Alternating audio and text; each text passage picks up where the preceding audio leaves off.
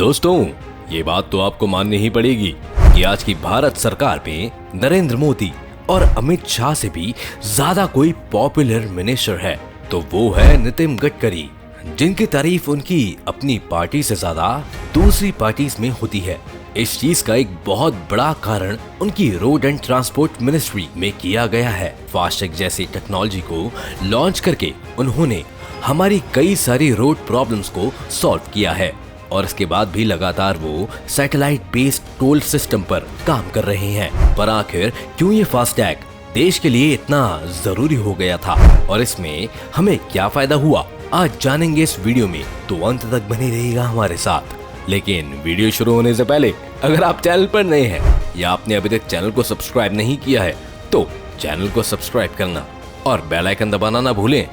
जिन लोगों को नहीं मालूम कि फास्टैग क्या है तो आसान भाषा में इसे समझते हैं। जब भी आपको पहले रोड पर टोल टैक्स देना होता था तो उसके लिए कैश इस्तेमाल करना पड़ता था, जिससे लंबे लंबे लाइंस लग जाती थी और अगर आपके पास चेंज ना हो तो फिर कभी कभी कई तरह की परेशानियां भी खड़ी हो जाती थी।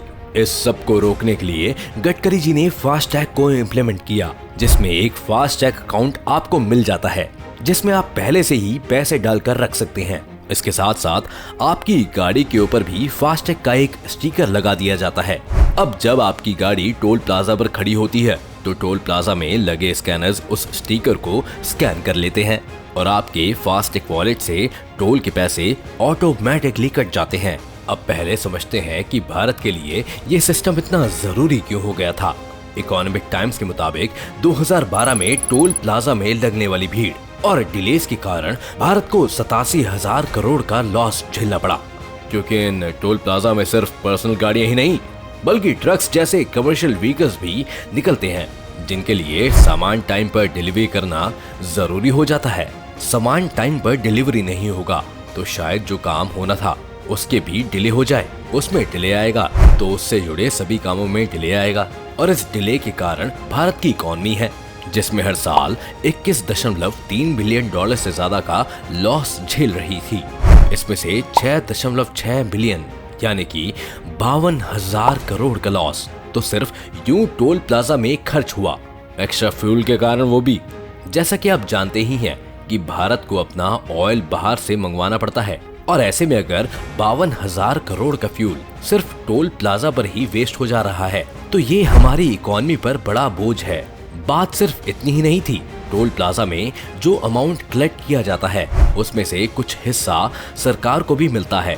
अकेला इन सड़कों से आने वाला रेवेन्यू भारत की जीडीपी में 4% से ज्यादा की हिस्सेदारी रखता है। लेकिन यहाँ पर धांधलेबाजी होने लगी थी। जिन प्राइवेट कंपनीज ने ये टोल प्लाजा सेटअप किए थे वो जानबूझकर सरकार से रेवेन्यू छुपा रही थी और सरकार के साथ धोखा कर रही थी। अब अगर एक जगह की बात होती तो इसे आसानी से संभाल लिया जा सकता था, लेकिन ये तो देश भर में हो रहा था।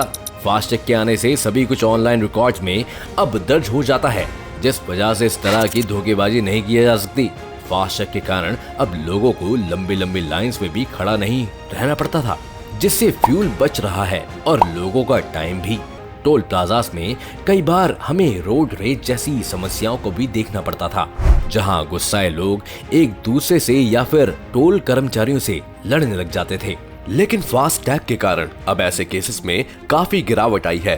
फास्टैग को सबसे पहले 2014 में अहमदाबाद और मुंबई के बीच लॉन्च किया गया था, लेकिन इसकी सक्सेस को देखते हुए इसे अगले साल दिल्ली और बेंगलोर जैसे शहरों में भी इम्प्लीमेंट कर दिया गया। 2016 तक देश के लगभग 70% टोल प्लाजास पर फास्टैग इम्प्लीमेंट कर दिया गया था और आज लगभग सभी टोल प्लाजास पर आपको फास्टैग मिल जाएगा।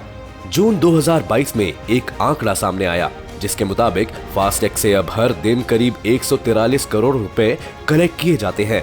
भारत जैसा देश जहां अभी सिर्फ 5% के आसपास ही कार्स हैं, वहां पर यह बहुत जरूरी था कि हम एक अच्छा रोड इंफ्रास्ट्रक्चर बिल्ड करें।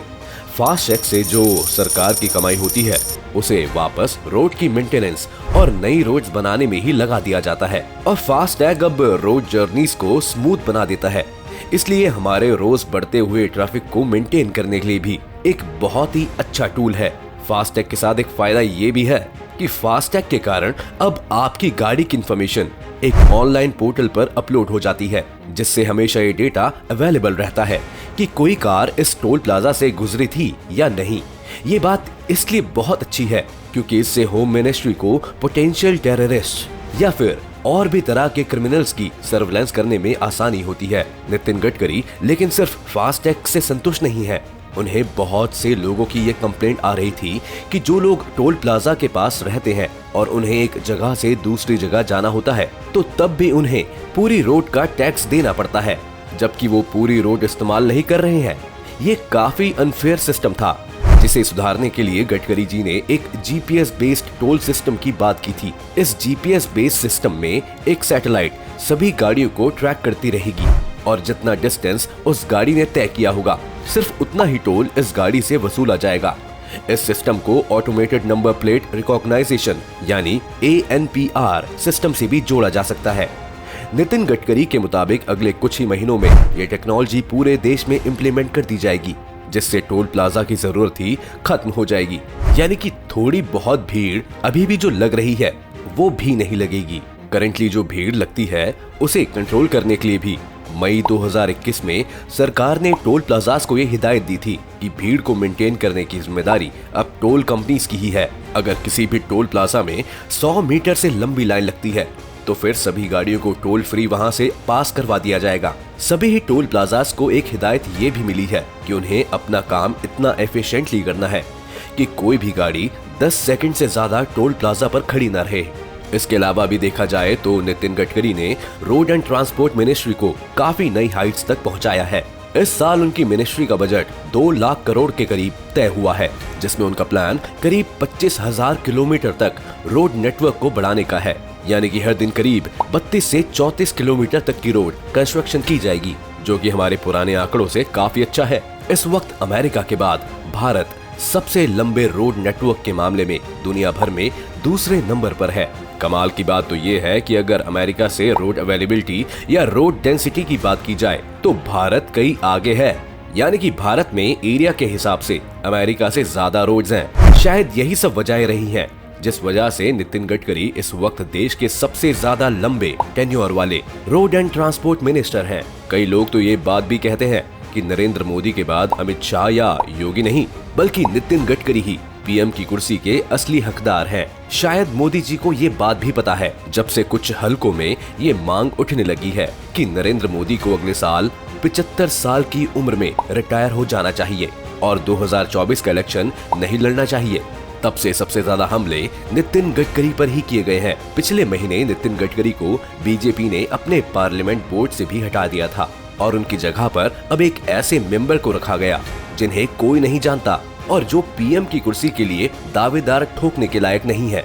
अगर इस पूरे विषय पर भी आपको एक अलग से वीडियो चाहिए तो हमें कमेंट सेक्शन में लिखना ना भूलें और आप कमेंट्स में ये भी बता सकते हैं कि क्या नितिन गडकरी मोदी जी के बाद पीएम बनने के लिए योगी और अमित शाह से बेहतर विकल्प है। उम्मीद है वीडियो देखकर आपको काफी कुछ जानने को मिला होगा। अगर आपको ये वीडियो पसंद आया हो तो वीडियो को लाइक करें और अगर आप चैनल पर नए हैं या आपने अभी तक चैनल को सब्सक्राइब नहीं किया है तो चैनल को सब्सक्राइब करना और बेल आइकन दबाना ना भूलें।